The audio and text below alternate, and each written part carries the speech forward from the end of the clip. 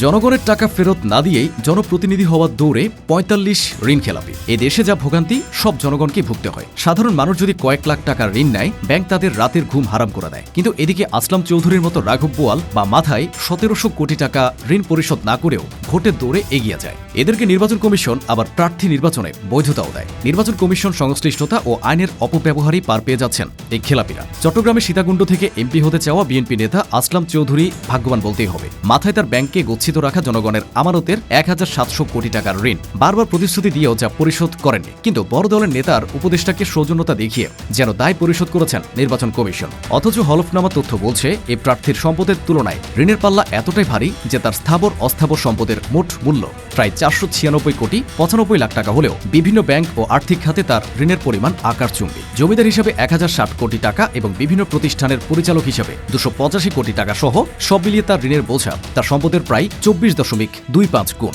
যদিও এই প্রার্থীর দাবি এসব ঋণের সিংহভাগই তার পদবি ও ব্যবসায়িক পরিচালক হওয়ার কারণে সংশ্লিষ্ট। রাজনীতির মাঠে আসলাম চৌধুরীর এই প্রভাব ও বিত্তের পেছনের গল্পটি কোনো নাটকীয় সিনেমার চিত্রনাটকেও হার মানায়। চট্টগ্রাম বিশ্ববিদ্যালয় থেকে স্নাতকোত্তর শেষ করে তিনি বিসিএস শিক্ষা ক্যাডারে উত্তীর্ণ হয়ে শিক্ষকতা শুরু করেছিলেন। কিন্তু ১৯৯৬ সালে কলেজের শিক্ষকতা ছেড়ে তিনি কর্পোরেট জগতে প্রবেশ করেন। চট্টগ্রামের কবির স্টিল মিল এবং পরবর্তীতে কনফিডেন্স সিমেন্টে অর্থ ব্যবস্থাপক ও সিএফও হিসেবে কাজ করার সময় থেকে তার মধ্যে রাজনৈতিক উচ্চাভিলাষ দানা বাঁধে। ২০০২ সালে জিয়া পরিষদের সাধারণ সম্পাদক হিসেবে বিএনপির রাজনীতিতে তার অভিষেক ঘটে। এরপর আর পেছনে ফিরে তাকাতে হয়নি তাকে। মাত্র কয়েক বছরের ব্যবধানে তিনি জেলা বিএনপির সাধারণ সম্পাদক থেকে শুরু করে কেন্দ্রীয় সহ সাংগঠনিক সম্পাদক এবং সবশেষে দলের যুগ্ম মহাসচিবের মতো প্রভাবশালী পদে আসীন হন। রাজনীতিতে এই অবিশ্বাস্য উত্থানের সমান্তরালে বেড়েছে তার ব্যবসায়িক সাম্রাজ্য। চাকরি ছেড়ে নিজের ব্যবসায়িক প্রতিষ্ঠান গড়ে তোলার পর ৪ দলীয় জোট সরকারের আমলে তিনি রাইজিং গ্রুপ প্রতিষ্ঠা করেন। এই গ্রুপের অধীনে শিপ ব্রেকিং, সিএনজি স্টেশন, লবণ কারখানা, ইট ভাটা, মৎস্য সংরক্ষণাগার, রিসোর্ট এবং আবাসন সহ প্রায় ৩০টি প্রতিষ্ঠান গড়ে তোলা হয়। অভিযোগ রয়েছে এসব প্রতিষ্ঠানের নাম ব্যবহার করে তিনি বিএনপি সরকারের আমলে